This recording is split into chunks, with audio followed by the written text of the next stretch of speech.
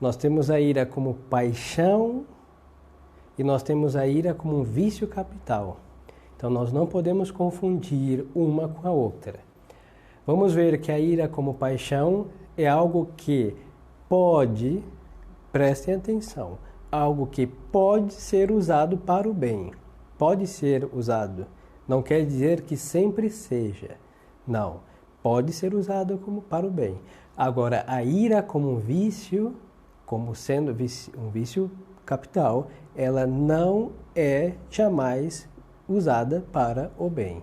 Então não devemos confundir uma com a outra. Então vamos com uma atenção, com a graça de Deus nosso Senhor, que Ele nos ilumine para a vosso servidor para explicar e aos senhores para que entendam a diferença, porque isso é muito importante. Às vezes se pensa que o contrário da ira é a mansidão, né?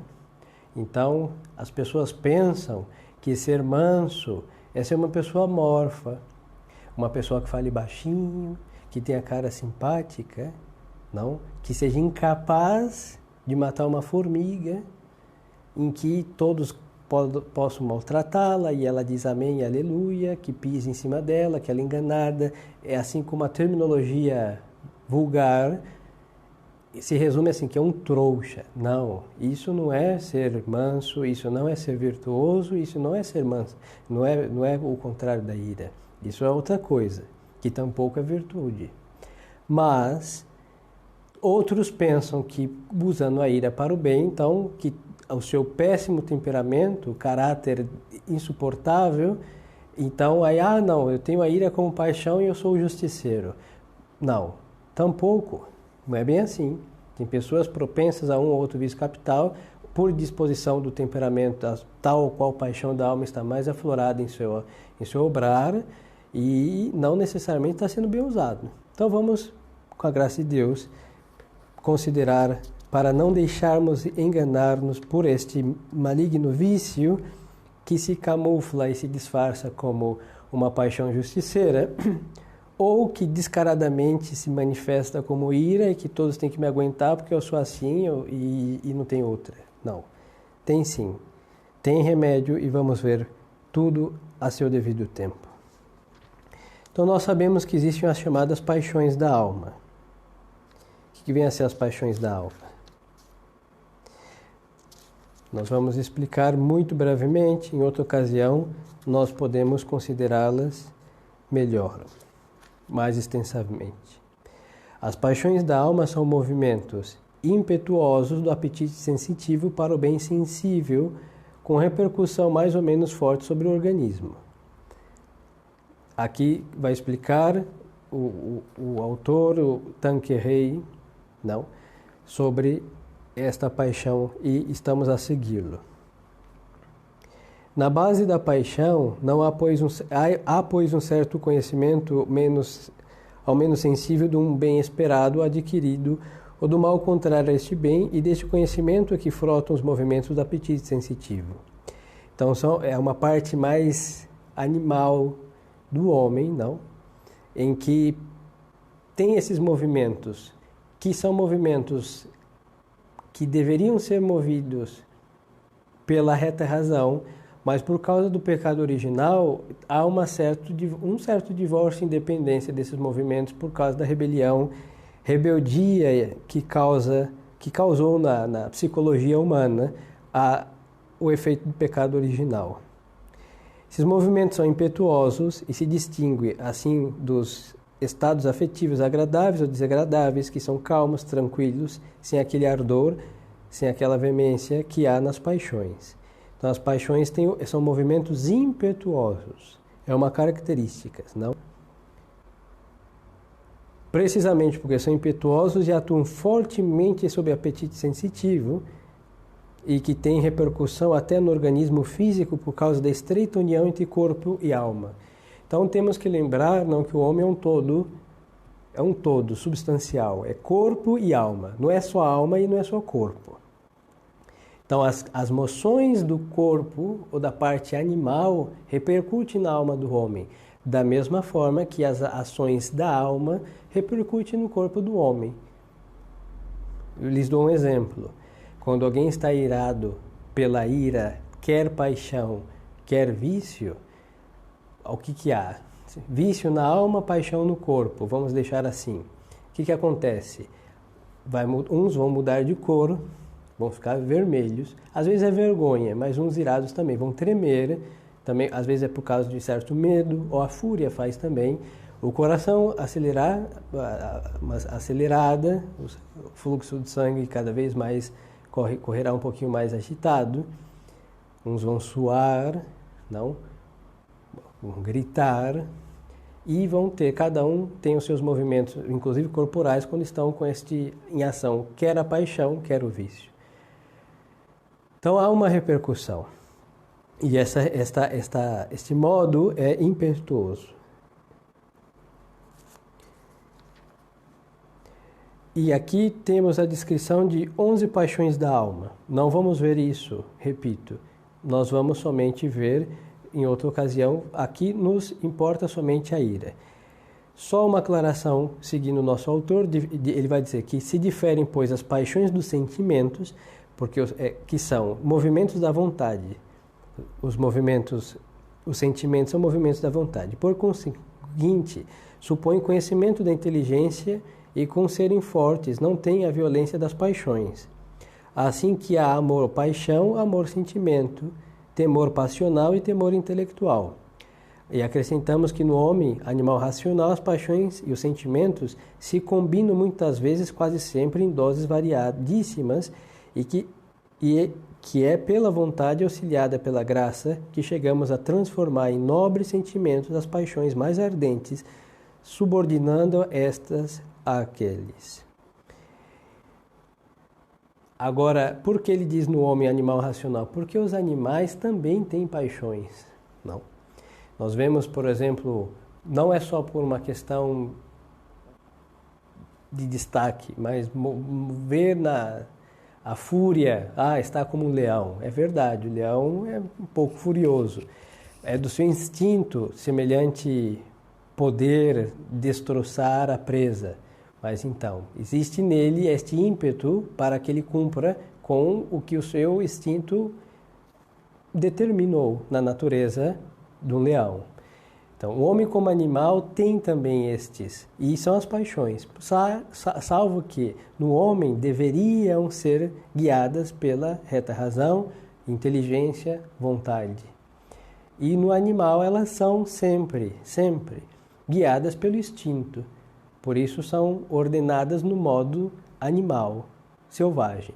E no homem são desordenadas, por isso os homens guiados por suas paixões se assemelham aos animais, mas tem uma diferença, os animais estão a obedecer completamente o instinto. Logo, no animal está ordenada como animal, e no homem está desordenada como ser humano por causa do pecado original. E quando ele falar vai descrever o número de 12 paixões, e nós vamos ver aqui a definição da paixão, da ira, não, como paixão.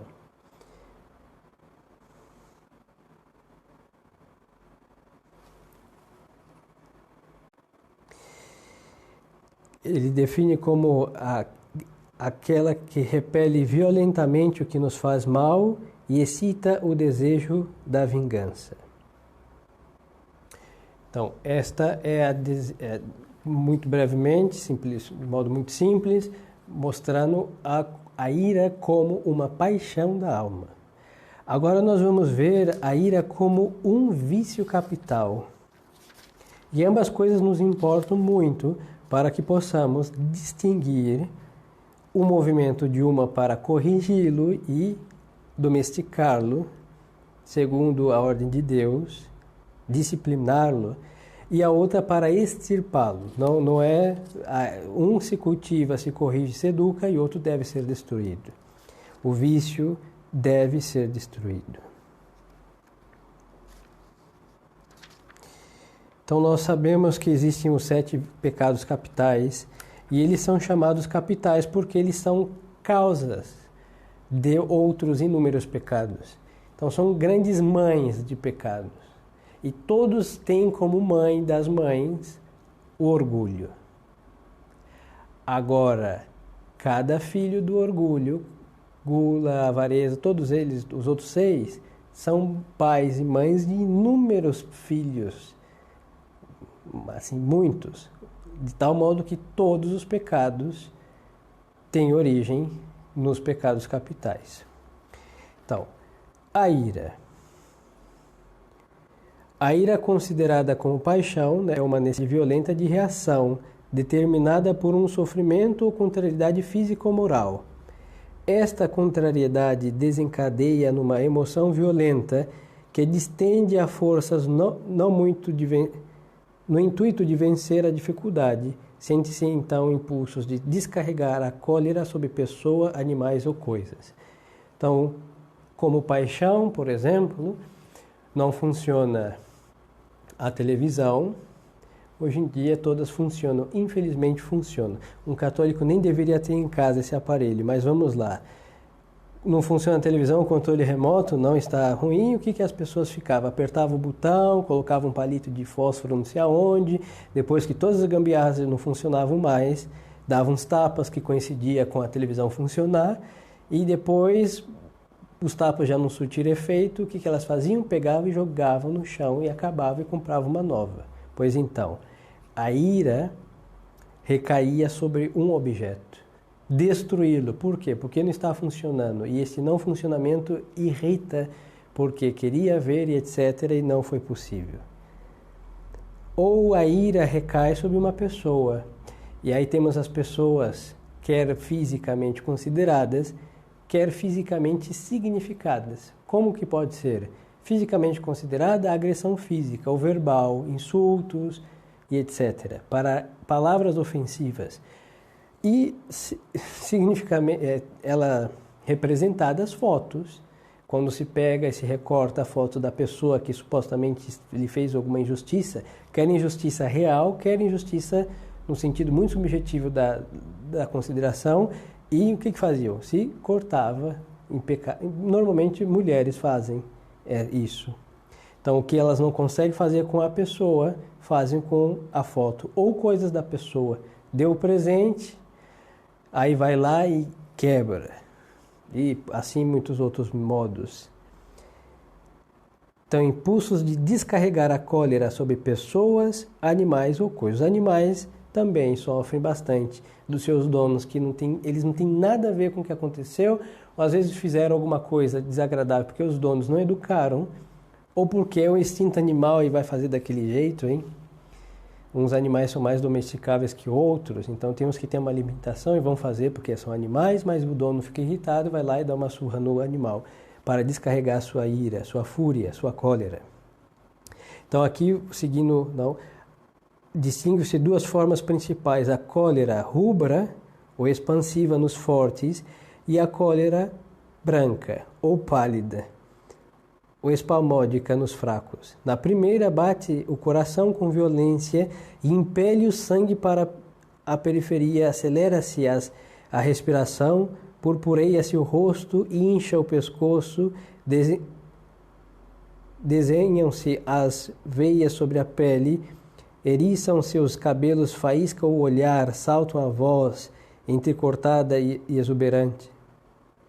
Aumenta a força muscular, todo o corpo se distende para a luta, e o gesto irresistível fere, quebranta ou afasta violentamente o obstáculo.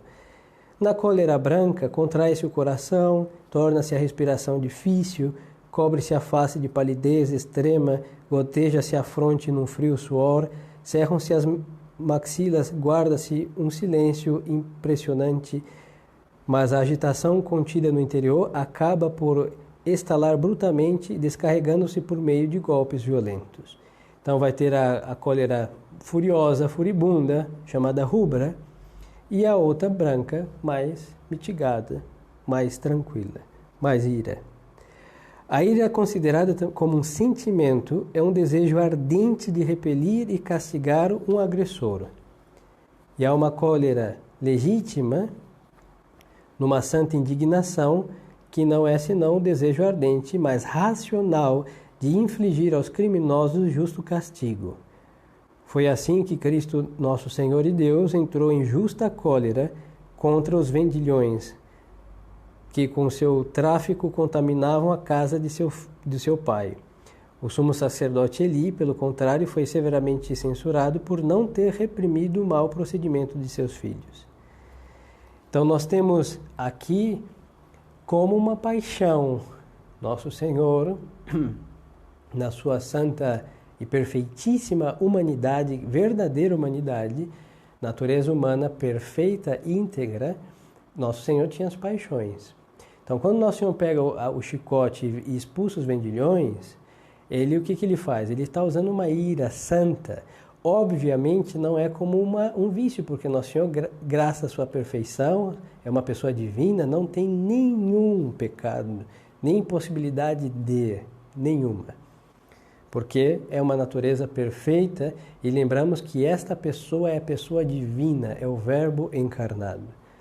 Agora dizem os pacifistas que, sim, ele pegou o chicote e expulsou, mas não usou o chicote.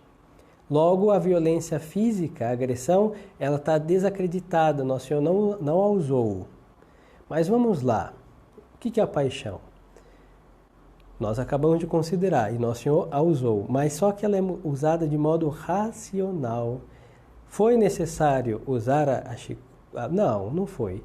Se fosse necessário, nosso Senhor teria dado as chibatadas em quem fosse o rebelde, porque as suas palavras, a chibata nas mãos, eles pararam com aquilo. Mas ele não levou uma chibata só porque ele queria ter algo nas mãos, hein? Ele levou por quê? Porque se fosse necessário, ele a usaria. Nós temos um exemplo disso no caso de São Pedro, que lá no Horto das Oliveiras, quando chega o infeliz Judas, dá o seu beijo traidor, os soldados vão agarrar Nosso Senhor, e o que acontece? São Pedro pega a espada e corta a orelha de Malco, certo? E Nosso Senhor diz o quê? Pedro, guarda a espada, porque quem fere com a espada será ferido. Então está mostrando, não é hora, não. Tem outro relato do Evangelho, Nosso Senhor diz que uma espada bastaria. E assim, por exemplo, não está a desacreditar ou desautorizar o castigo físico. Não, está dizendo que deve ser usado quando for necessário. Mas a ira estava. Nosso Senhor foi santamente irado por essa sua santa paixão e usou desta paixão para um fim, purificar a casa do seu eterno Pai. Para ser legítima a cólera, tem que ser justa. Devemos anotar isto. Justa no seu objeto. Não tendo em vista senão castigar a quem o merece, e na medida em que o merece. Então o alvo tem que ser o quê? Um infrator. E tem que ser como? Na medida da sua infração. Isso daqui está muito para os pais. Os pais, querendo educar seus filhos, corrigem, devem ser corrigidos. Tem muitos modos de corrigir um filho. Desde um olhar a aumentar a voz, a uns beliscões e outros modos que cada um sabe como deve ser feito. Ou que pode ser feito. Agora o como, vamos lá. Cada infração de um filho deveria ser corrigida em proporção com o que foi feito, porque o castigo deve ser justo e a justiça no castigo está em modo proporcional. Então não pode ser que uma criança derramou o molho na toalha, que ela seja flagelada da cabeça aos pés, e quando ela mandar, não sei, o irmão fazer uma coisa errada, ela leve um beliscão. Obviamente isso é totalmente desproporcionado, ou quando levantar a voz, ou tentar bater nos pais. As crianças têm essas brincadeiras que não deve durar, isso daí tem que ser extirpado. Mas então, não pode ser. Responde um pai, é muito mais grave do que sujar uma toalha de molho, e quebrar um copo é menos grave do que brigar com o irmão. Certo que tem que saber cuidar das coisas de casa, tem que saber viver em caridade com o irmão e honrar os pais. Mas como extirpar esses erros? Castigando, e cada castigo conforme proporção com a infração. E esta depois deve ser moderada no seu exercício, não indo mais longe do que reclama a ofensa cometida, e não indo mais longe do que reclama a ofensa cometida e seguindo a ordem que demanda a justiça.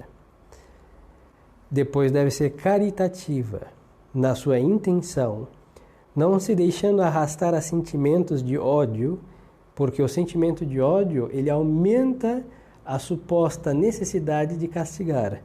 Aí está sendo o que? Injusta. Não procurando senão a restauração da ordem e a emenda do culpado. Logo, quando há uma necessidade de castigo por causa da justiça, por causa usando a ira, é por causa da justiça. A ira, ela é uma espada da justiça. Estamos falando como paixão da alma.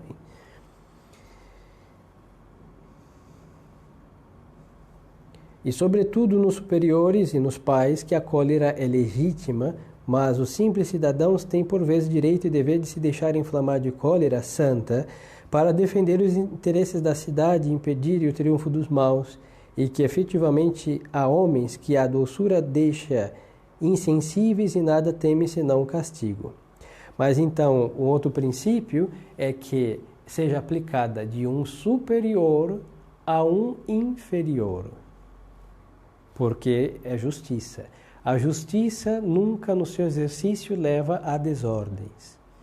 Então, é um princípio de ordem que o maior tem que reger o menor, o inferior. O superior cuida do inferior.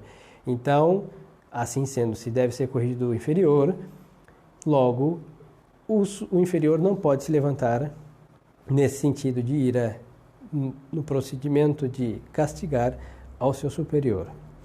Mas a cólera, que é vício capital, é um desejo violento e imoderado de castigar o próximo sem atender às 3 condições indicadas. Ou seja, justa, moderada e caritativa. Não atende a nenhuma delas, ou faltará uma dessas. Muitas vezes é a cólera acompanhada de ódio que procura não somente repelir a agressão, mas ainda tirar dela vingança. E vamos aqui considerar que pode ser justa, pode ser injusta, mas normalmente essas vinganças são injustas porque estão cheias de ódio, de rancor, e estas aí sim, necessariamente, no comum dos mortais, só o termo vingança em execução é igual a injustiça, é um pecado. É um sentimento mais refletido, mais duradouro e que por isso mesmo tem mais graves consequências. E aqui o nosso autor vai colocar 3 graus de cólera, de ira. Ao princípio é apenas um movimento de impaciência. Então, a impaciência já é a predisposição imediata da ira. Mostra-se o mau humor, as primeiras contrariedades, e é o primeiro revés. No animal é quando ele começa, um felino, mia com modo um pouco, ou avisa que o rabo não está muito estado violento, então avisa. A ira avisa. Então, este aviso é a impaciência e o mau humor. Quer justo, quer injusto, hein? Depois é arrebatamento, que faz que se irrite desmedidamente e manifeste o descontentamento com gestos desordenados. Então estávamos do mau humor, impaciência para os gestos desordenados. E às vezes vai até a violência e traduz não somente por palavras, mas até por golpes, ações violentas. E pode chegar ao furor, que é uma loucura passageira. O colérico, nesse caso, já é senhor de si mesmo, mas deixa-se arrebatar às palavras incoerentes e a gestos tão desordenados que antes diriam um verdadeiro acesso à loucura. E, enfim, degenera-se por vezes em ódio implacável, que não respira mais que a vingança e vai até desejar a morte do adversário. Então, importa discernir esses graus para considerar a sua malícia. Em todo caso, é pecado. E conforme for, o grau terá a malícia específica. Então, em si mesmo, não a malícia da ira, pode sugerir ainda várias distinções. Vamos seguir esse autor.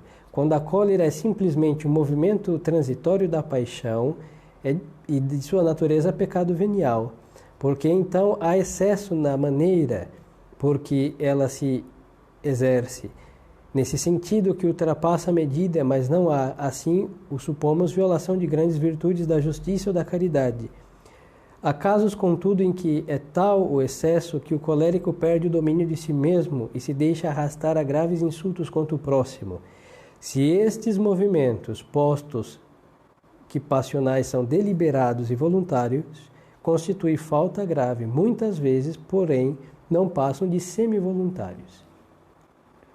Agora, quando são voluntários, movidos porque apertou a tecla da ira, da grosseria, da falta de caridade e os efeitos que seguem de ter apertado a tecla, totalmente pecaminosos. A cólera que chega ao ódio e rancor, quando é deliberada e voluntária, é pecado mortal de sua natureza, porque viola gravemente a caridade e muitas vezes a justiça. E é nesse sentido que nosso Senhor Jesus Cristo disse: todo aquele que se irar contra seu irmão será réu no juízo. E o que dizer a seu irmão raca, ou seja, idiota, será réu no conselho. E o que chamar insensato será réu do fogo do inferno. Mas se o movimento de ódio não é deliberado ou não lhe dá senão consentimento imperfeito, não passará de falta leve. Então, o que o autor está a dizer? Então, se tem o ódio de uma pessoa, esse ódio foi um efeito de várias causas postas pelo inimigo, a pessoa inimiga, ou quem eu fui consentindo e caindo nas armadilhas do pecado, da ira e da injustiça, e fui ali preparando a alma para o ódio. Pecado mortal. Porque nós temos a obrigação de blindar nossa alma contra o mal. Então o mal vai escavar, alguém vai vir ingratamente dizer ofensas, desaforos. Hoje é dia dos pais, das mães. Então, será que quantas vezes um filho já criado com sacrifícios vai levantar a sua voz atrevida porque o pai não lhe deu o melhor dos videogames? E ele foi uma criança que hoje é deprimida porque não teve um videogame, tinha que jogar bolinha de gude. Então o pai, ouvindo isso, vai ficar com muita ira justa, mas pode ser que a tal ponto, junto com os sentimentos de vir um ódio transitório. Então, o sentir e o não consentir, porque tem coisas que realmente causam ódio, mas não consentir nele, pecado venial. Agora, o preparar, consentir e obrar em consequência do sentimento de ódio, de pecado mortal, por ofender a caridade, por ofender a justiça.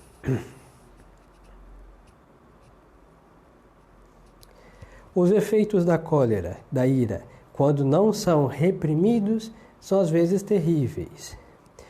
Sêneca descreveu-os em termos expressivos. Atribuiu-lhes traições, assassinatos, envenenamentos, divisões intestinas das famílias, dissensões e lutas civis, guerras com todas as suas funestas consequências. Ainda quando não chega a tais excessos, é uma fonte de um sem número de faltas, porque nos faz perder o senhorio de nós mesmos e, em particular, perturba a paz das famílias e cria inimizades tremendas. E nós sabemos que isso é a história, ou uma página, pelo menos um capítulo, ou de tantas famílias e indivíduos.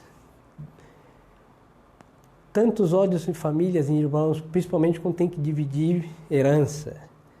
Antes da morte dos pais, às vezes eram os irmãos mais queridos um ao outro, não? Com toda a caridade e educação que foi lhes dada, tratavam-se bem, etc. Mas quando vem a repartição dos despojos, da herança, aí, bom, entre ler testamento e chegar à divisão, quantas iras, trapaças, falsificações, humilhações, insultos, e sobra para a mãe, sobra para o pai defunto, sobra para o irmão vivo, sobra para os sobrinhos, sobra para todo mundo. Por quê? Tantas coisas. Por quê? Sai toda essa falsidade a serviço da ambição, da avareza. A ira está como secretária. Como secretária. e a serviço de muitas outras misérias do homem. E quantas almas morrem nesse estado por causa de ter se guiado por esta ou qual consentimento de tal qual moção deste vício? Quantas rixas, inclusive eclesiásticas, não? Porque hoje você ser modernista é uma decisão sua, você não quer seguir a tradição da igreja, você fez uma ruptura com a tradição da igreja e segue aquilo lá que acha ser católico. Mas, bom, uma decisão sua. Agora, você não pode desacreditar os 2000 anos de igreja católica que faz exatamente o contrário que você está fazendo. Mas então, como não pode se explicar de modo intelectual ou modernista, então ele vai vociferar contra o tradicionalismo perene católico, porque ele não consegue intelectualmente mostrar que aqueles 2000 anos estavam errados, porque isso é impossível. E ele não querendo se converter, então tem que encher de paixões as suas argumentações e desacreditar a verdade.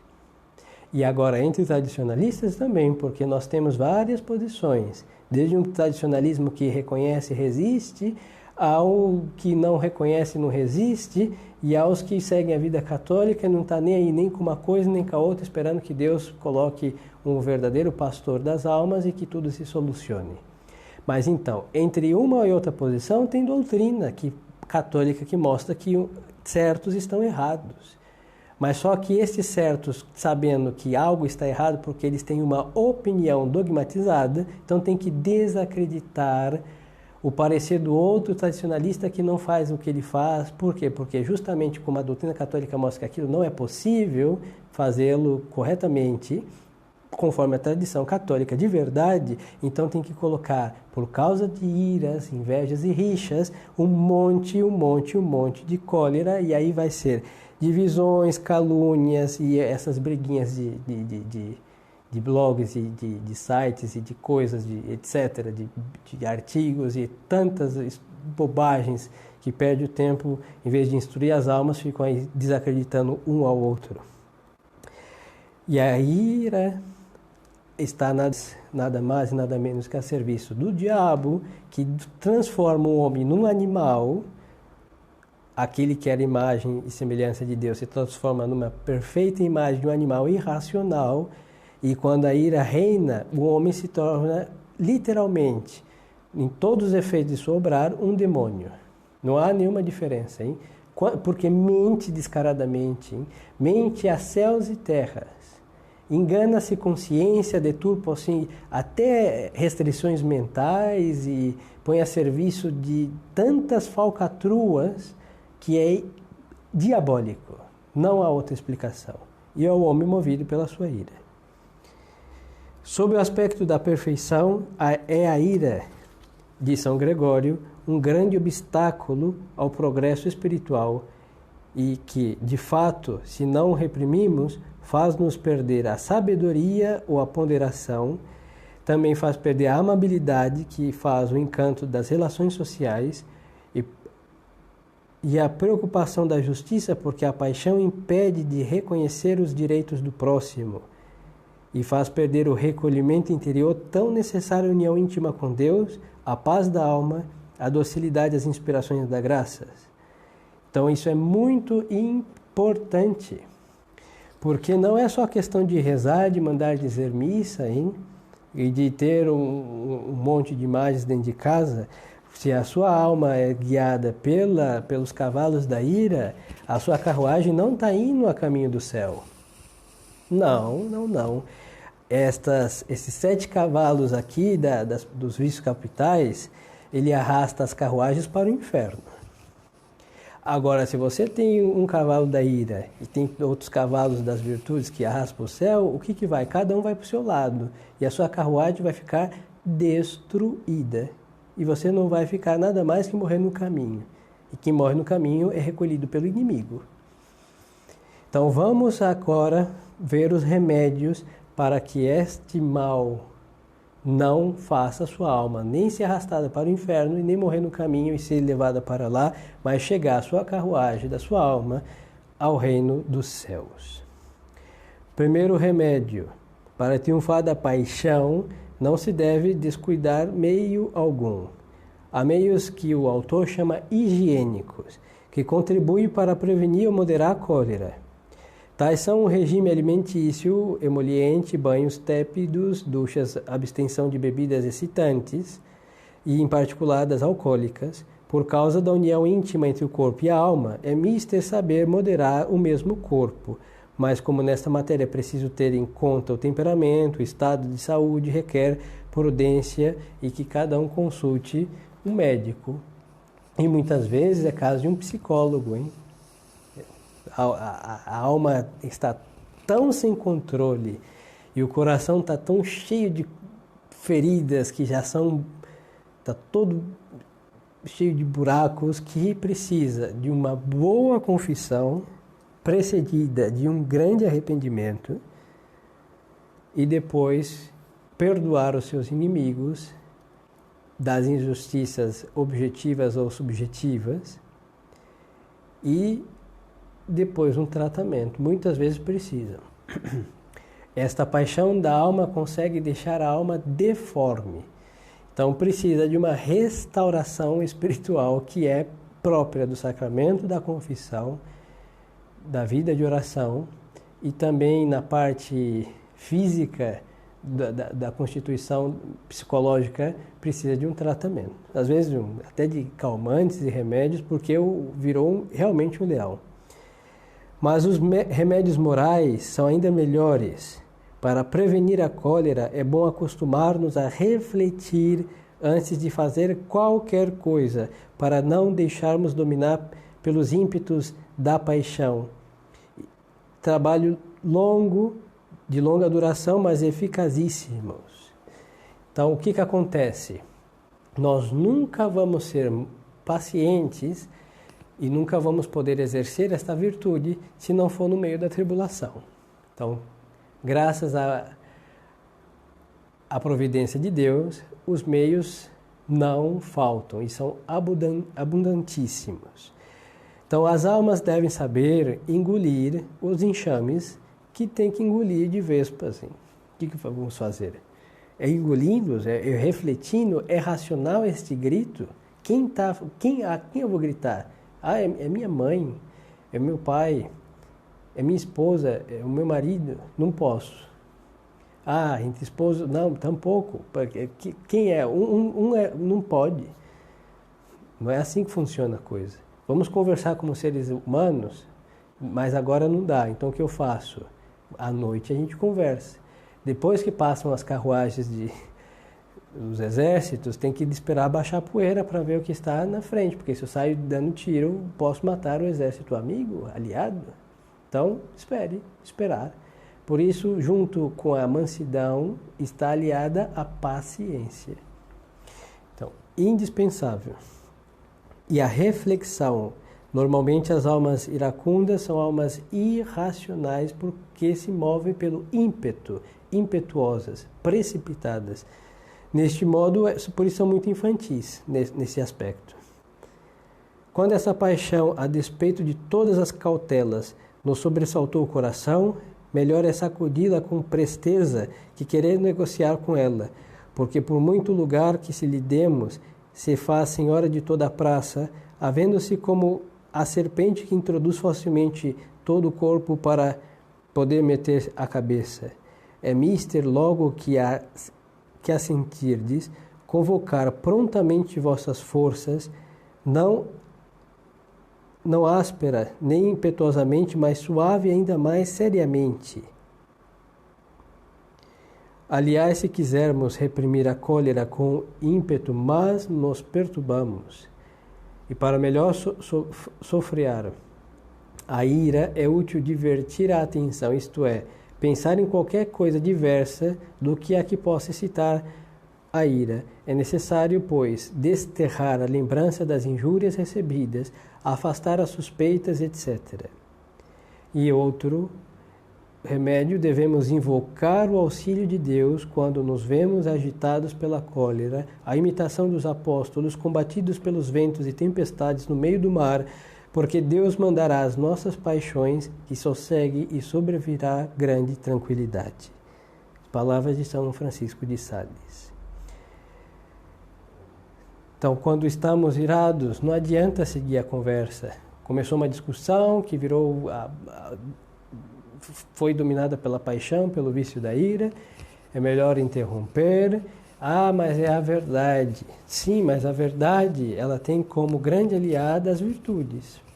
Não adianta ensinar a verdade com as paixões desordenadas e os vícios. Não serve para nada, nem para a glória de Deus e nem para a salvação das almas. Então, quantas vezes vosso servidor já lhes alertou, não fiquem discutindo. O WhatsApp não é um púlpito, hein? Não é. Não é a praça da Inquisição. Não. Não é o lugar. A internet tampouco. Primeiro que é a grande jaula dos covardes. Porque se colocássemos aí o fulano e Beltrano, um cara a cara, não de trás de uma tela, para discutir, não falariam essas coisas. Seria diferente. Então por que não se encontram para conversar? E resolver como homem? Seria não. É o que deve ser feito. Se for agora para ficar como duas criancinhas, ou duas mulherzinhas discutindo e se xingando, aí xinga de quê? De herege, não? Essa ofensa é como quando éramos crianças na escola, alguém xingava, insultava nossa mãe e tudo acabava em briga, não é assim? Pois então, a terminologia entre católicos, ou os que se acham católicos, é o quê? É chamar de herege. Um grande insulto. Claro, porque isso é realmente agressivo. Mas não é homem suficiente de chegar e conversar. Mostra minhas heresias. Vamos conversar. Se de fato estou em heresia, o que eu quero? Salvar minha alma, eu vou me retratar agora mesmo. Mas ficam essas discussõezinhas que não levam nada mais do que para o inferno. São anti-instrução, são anti-glória de Deus, são anti-caridade fraterna, logo não serve para a salvação das almas. E são o quê? Perder tempo. E essa disposição de almas é aqueles que ficam vendo maçonaria, não? Até no espirro que soltamos, se espirrou 3 vezes, é um maçom. Conspiração, não? Vê o anticristo até debaixo do tapete das casas, porque tudo tem... Então, essas almas, assim, claro que são movidas pela ira, porque são almas frágeis.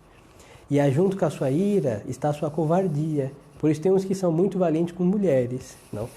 Claro, o sexo frágil. É muito fácil ser agressivo com uma criança, é muito fácil ser agressivo com uma mulher, e quando é para ser com um homem é de trás de um computador. Claro que é muito fácil.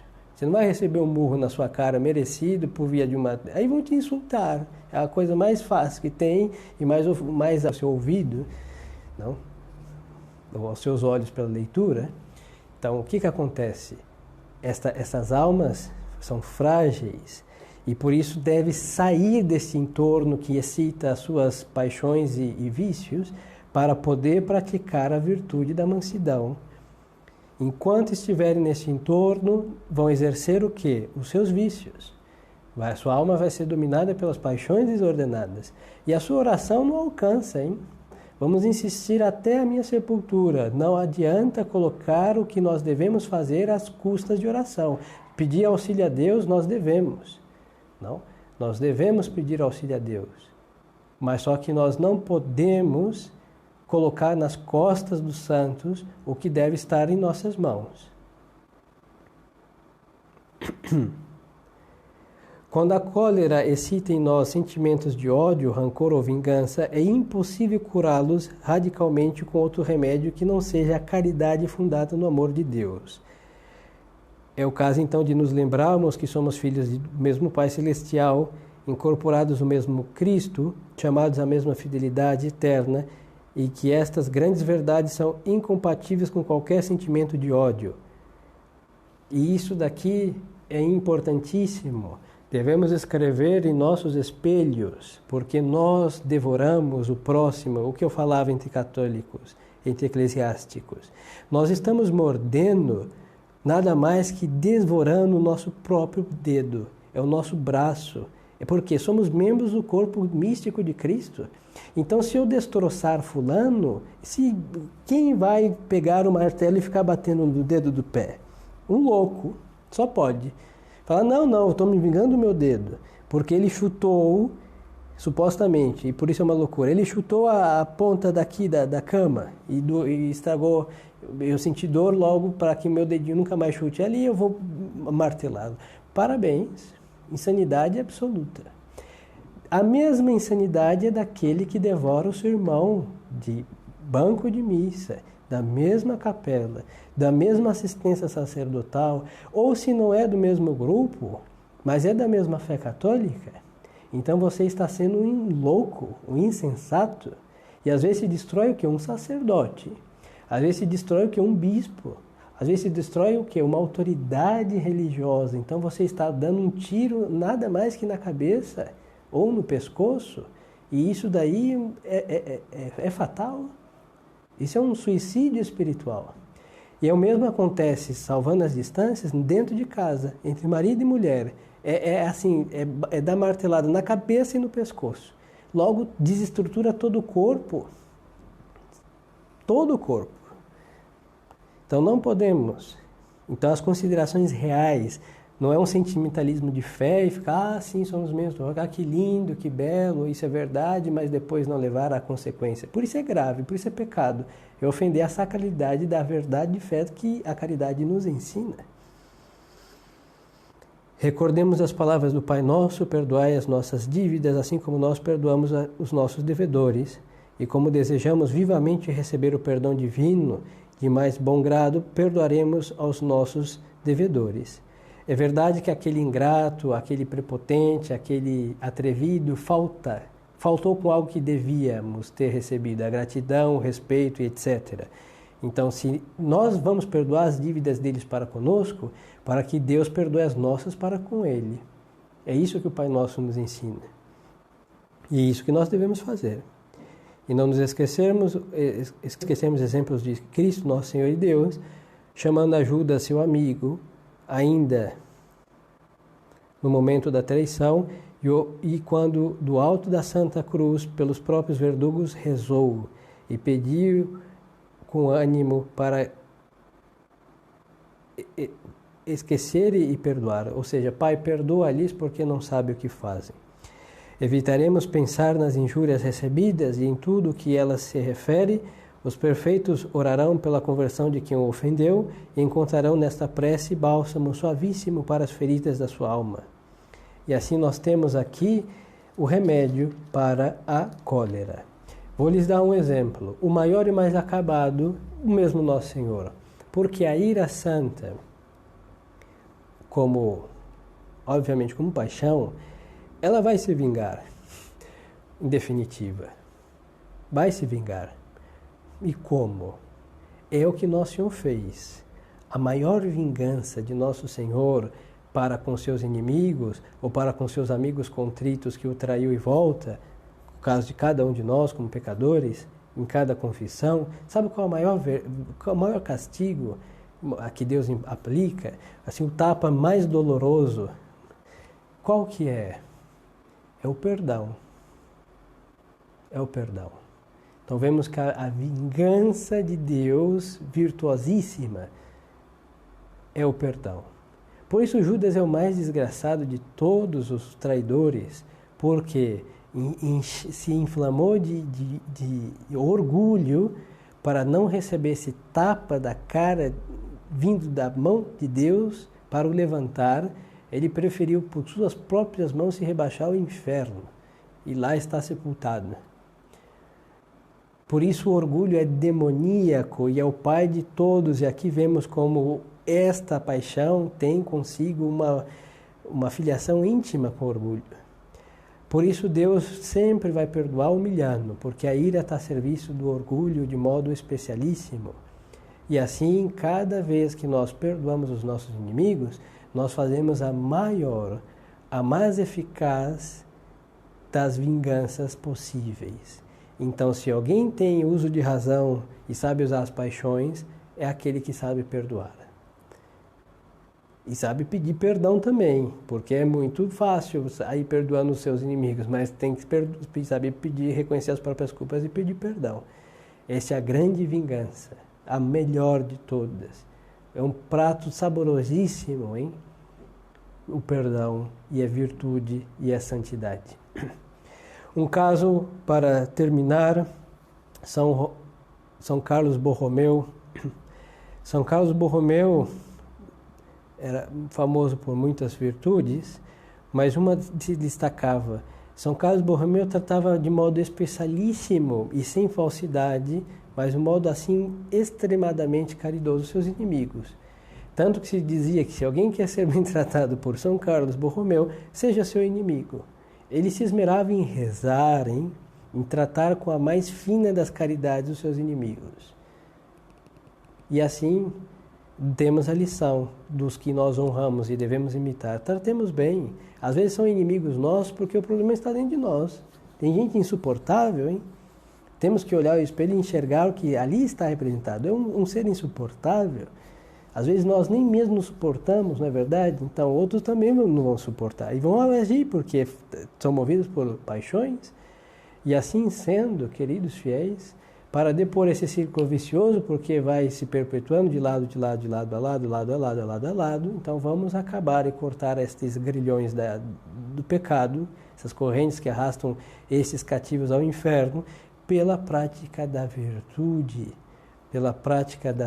da mansidão, que é a virtude que Nosso Senhor disse: não vinde a mim que sou manso e humilde de coração. E é exatamente o que precisa o iracundo, o movido pela cólera, ser manso e humilde. E essa mansidão e humildade tem que estar no seu coração. E é o último remédio.